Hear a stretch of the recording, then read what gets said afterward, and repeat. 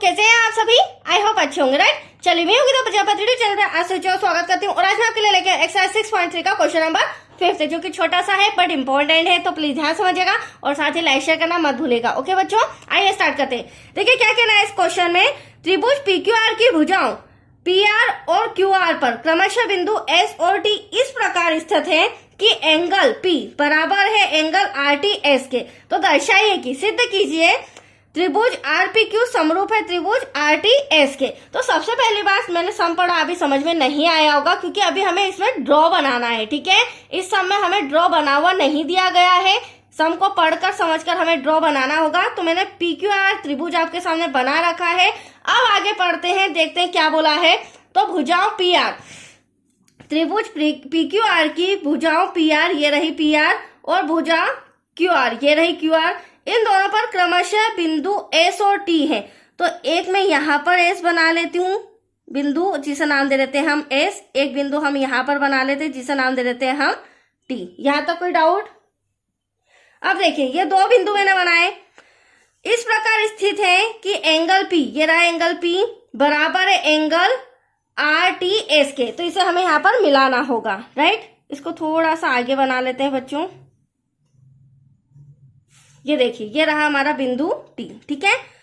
अब कहने का मतलब ये है, दिया गया है जो कोण P है वह बराबर है एंगल RTS के। तो T बीच में आ रहा है, उसी पर कोण बनेगा। तो एंगल P बराबर एंगल T के। और सिद्ध करना है, क्या सिद्ध करना है?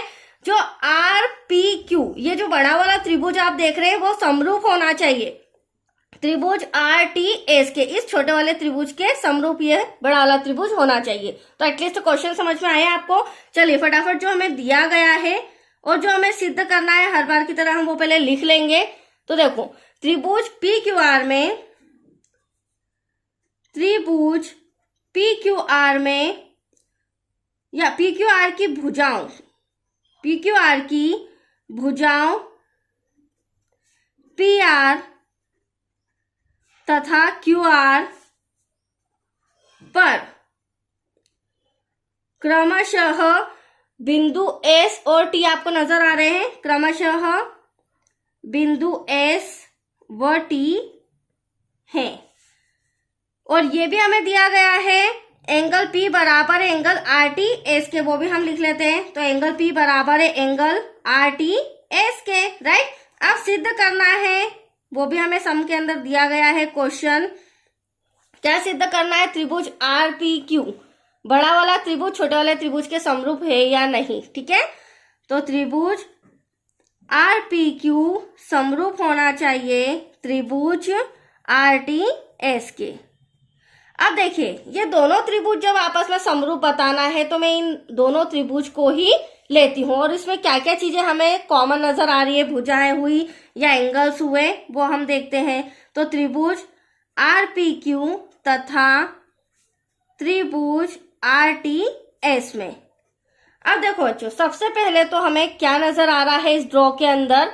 इस बड़े वाले त्रिभुज की बात करूं तो एंगल P नजर आ रहा है, और इस छोटे वाले त्रिभुज की बात करूं तो एंगल T। मतलब इन दोनों एंगल में, दोनों त्रिभुज में एंगल P बराबर है एंगल T के, जो कि हमें सम के अंदर दिया हुआ है। तो सबसे पहली बात, दोनों त्रिभुजों का एक एक संगत कोण, मतलब इस त्रिभुज में P और इस त्रिभुज में T बराबर है। और ये हमें ब्रैकेट में लिखना होगा, ये हमें दिया गया था, राइट, सम के अंदर।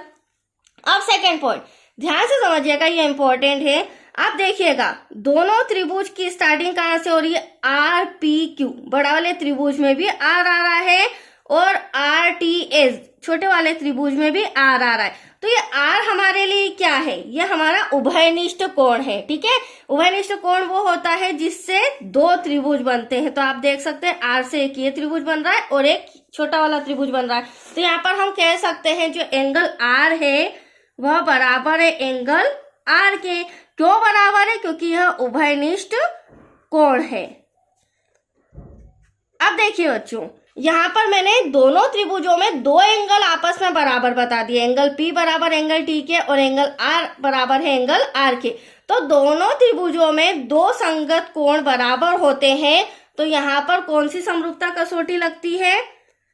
कोण कोण समरूपता कसौटी से दो एंगल भी अगर बराबर हो तो हम ये समरूपता कसौटी लगा सकते हैं। समरूपता कसौटी से त्रिभुज, सॉरी यहाँ पे कसौटी आएगा, समरूपता कसौटी से त्रिभुज RPQ समरूप है त्रिभुज RTS के। यही हमें सिद्ध करना था बच्चों।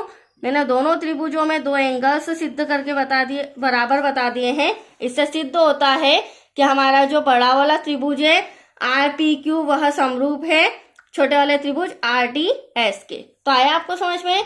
चलिए आज के लिए इतना ही। नेक्स्ट वीडियो मिलेगा आपको क्वेश्चन 6 से रिलेटेड। ओके, थैंक यू बच्चों।